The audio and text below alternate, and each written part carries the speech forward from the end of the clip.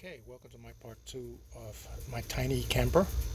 I'm rust proofing them underneath. You will need a bucket full of water with a rag and a pair of rubber gloves. Now note, when you're cleaning underneath, you're only cleaning what's dirt and debris. You don't want to soak it. You just want to have it damp. Allow it to dry before you're applying the rust paint over the metal, because you want to make it as much as the contact as possible. So this is the undercarriage of the RV. As you can see, I got pretty much light rust underneath. What I do is, scrape it all out, clean it, and then put in the rust treatment, and then I paint it, and that should be on its way. As you can see, I did some over here, and you can see the brown paint. The look brown, that's the rust treatment.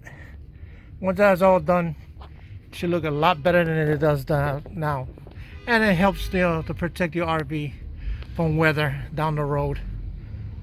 Till next login. Okay, YouTubers, welcome back to my second part of rust proofing underneath my tiny camper. As you can see, I'm doing the bottom. Right now it's in this color. Rust proof all this metal. That looks like a little bit of rust, not much, because I have done it before. A little bit.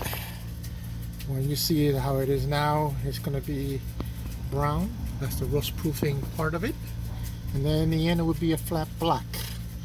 As you see, there's the axle. I don't know if you can see the axle because of the lighting, but the axle would be also painted the same all the way through up to the wheel part. Here's a prime example of what I'm talking about. As you can see, this metal here, and you can see almost on the side that there's a sticker. When you're painting, make sure you don't cover these stickers, because these stickers are information for mechanics or RV place to notice about your vehicle, or most likely your camper. So be careful not to paint over any stickers you find underneath. That's information for them, and it will help you also for them to identify your trailer.